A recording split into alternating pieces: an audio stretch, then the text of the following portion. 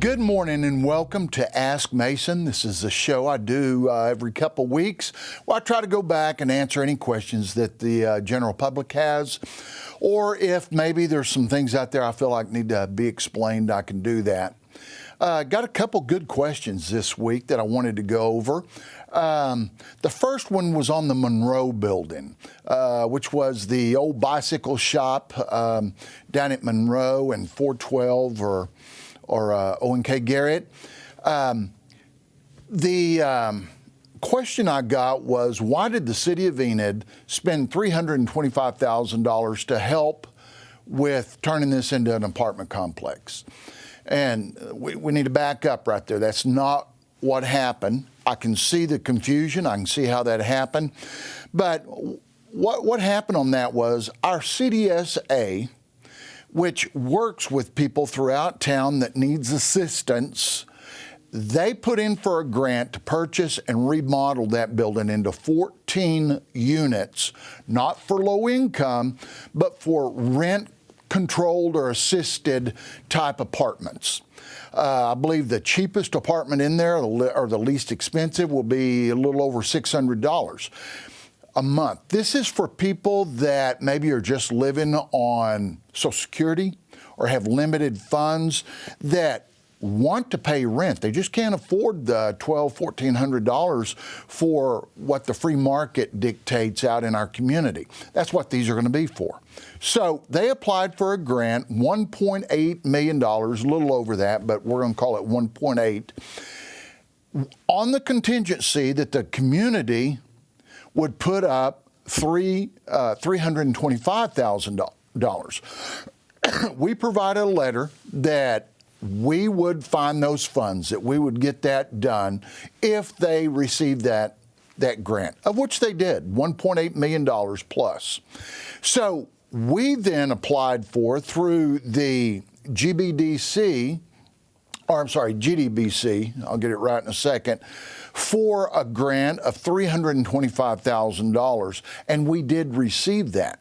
So yes, that did come into the city of Enid, and then we will write a check back on that towards that project. But I want everyone to know that did not come out of our operational budgets. That was all done with grant money. It will be another vacant building that is put to use here in town, and there will be 14 people or families here in town that now will have some housing that were having difficulties prior to that. So a very, very good cause, did not come out of our budget, but another building put to use here in town. Another question that came up that I found very interesting was the downtown hotel and some of the misconceptions. Whenever I was having this conversation, the person said, "Do we still own that motel downtown?" And I was a little confused. Talking about the Glo, we have never, ever owned that motel. Just so you know, we didn't put up the funds to build that motel. That was privately owned from start to finish. Now, what we did on that was, since our convention center's down there, we wanted a hotel that was within walking distance of the convention center. And the purpose of that was, every time prior to COVID, when people would call and want to set up a convention in Enid, they had to have a hotel that was within walking distance, so that if people went to a restaurant, they could just walk back to the hotel. Or if they were done with the convention at night, they could walk back, not have to drive back and forth across town. So that was very important that we do that. What we did several years ago, we entered into a 5-year commitment that we would guarantee the occupancy over a year, and that's very important language, of 40% occupancy on that hotel. Now, you drive by there some nights and you go, well, there's not hardly anybody in there. You go by other nights and it's completely full and then some. So what we did, we looked at that over the course of a full year. Whenever it was extremely busy or it was slow, averaged all that together, and if it dropped below 40% occupancy, then we only made up that gap Just that gap. And I'm here to tell you that I tried to look these numbers back up, but only one time, possibly two, did we ever have to add any money to that, because they were always over the 40%. So now, in that agreement, I said it was 5 years or until that property were sold to someone else. As it turns out, before our 5-year commitment was up, that property did sell about 6 or 8 months ago, and we are no longer under those terms or that commitment. So I want the takeaway to be, we don't own that hotel. We've never owned that hotel. Our commitment was very, very limited on how much we did do for that, and it was only one time, possibly two. And number three is that we are no longer under those terms any longer. Now, I did pull some figures because each month I get a report on how our hotels are doing. Very important. It shows how busy a community is by how the occupancy of their hotels. Now, prior to COVID, and I was Ward 6 commissioner, I got the same reports. And during the weekdays, we could get up to 60, 70, 80%, more averaged on the 70%, and then it would drop off to about 35% during the weekends, because we had a lot of business people that come into Enid, but not necessarily a lot of tourists that come into Enid. Once COVID hit, that hurt our hotels a lot. That occupancy really, really went down. And it's taken a while to recover. But I was looking at the last report that I had, and we have had an increase month over month, each month all through 2024. And from January of 2024, year over year, to January of 2025, we had an increase in occupancy of 21.6%. Very, very positive, which resulted in an increase of revenue in January of 2025 of 20.9% increase. Now, that's over all of our hotels as a whole. That's not any one hotel. So I think we're starting to see that trend go up, but I've looked at these spreadsheets, and you can just see it happen. When COVID hit, people quit traveling. They quit going to conferences. But I think that is starting to come back now. So hopefully over the next couple of years, that'll work well for us. So those were the two questions I wanted to talk about. One other additional thing I wanted to mention. Week and a half ago, on February the 22nd, I was invited by the Vance Base Commander, Charles Throckmorton IV, to spend the day out on base, and then end that day by taking a flight in a T-38. I was very excited about that. One of my very, very dear friends, Sean Cummins, was actually invited to do that also. He's currently a member of the Air Force Association. Sean has also been past president twice for that association. So he is very, very connected out on base, does a lot of good things for Vance Air Force Base. So we were both invited to come take a flight. And I just kind of wanted to walk through that and tell you what that experience was like for me. We started the day out at 7:45 in the morning taking physicals. Now, let me tell you, they take that real serious, because probably wouldn't be good if we get up there and have a heart attack or, something like that would happen. So they really, we started out in the hospital there on base, or the clinic, and went through a rigorous process where they checked us out, made sure our blood pressure was right, went through all of our meds that we take, pretty extensive. And then we went over and we went through training. And when I say training, I'm talking about just being able to get buckled into one of those planes is a deal. They buckle you in at your ankles, they buckle you in at your thighs, they buckle you in 3 different places around your waist, and then shoulder harnesses. And the reason for that is you're sitting on an ejection seat where in the event that something went bad, you pull that handle and it's going to shoot you several hundred feet up in the air. The canopy will blow off, and we had on we didn't have on the parachute. It's attached to the seat, but you're really strapped onto that seat, and it is a process. It is a workout just getting all that put on. So we went through all that training, how to get it on, how to get it off. And then once we finished that, we went in and we were fitted for our flight suits.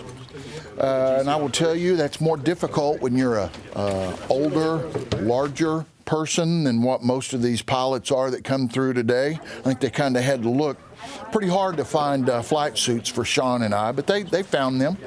And they fit us with the flight suits, with the boots, the gloves, the pressurized chaps that go around your thighs that automatically inflate whenever you start to pull any amount of G's.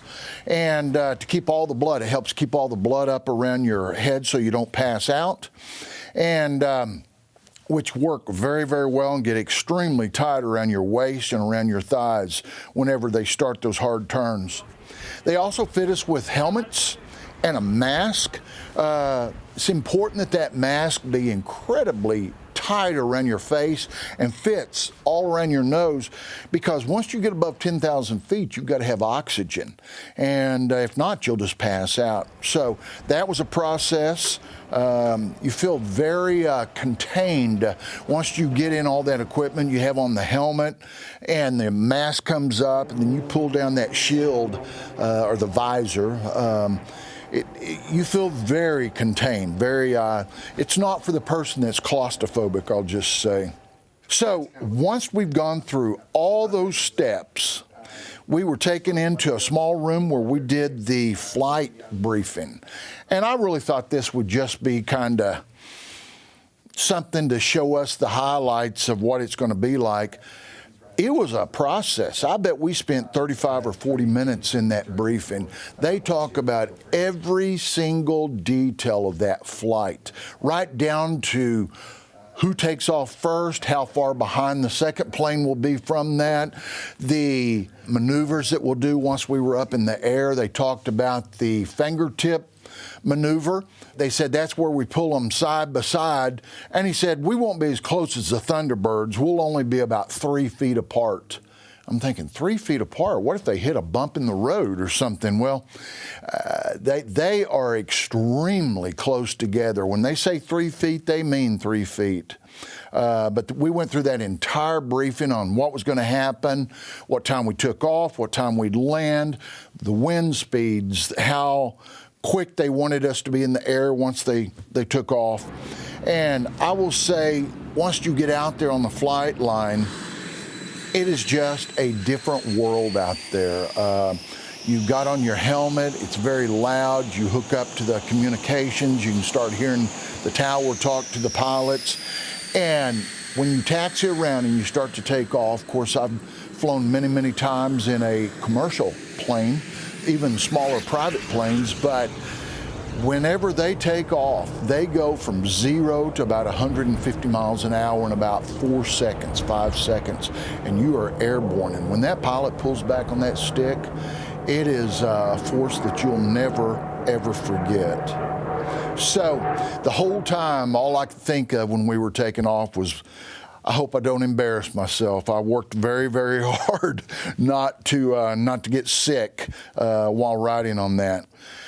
The flight was absolutely amazing. We were up for about an hour. They took several hard turns and flew several different, they call it a force ship, where 4 of them were all side by side. They were able to take some photographs of that for us that I will cherish my entire life. It's a memory that I will never, ever forget.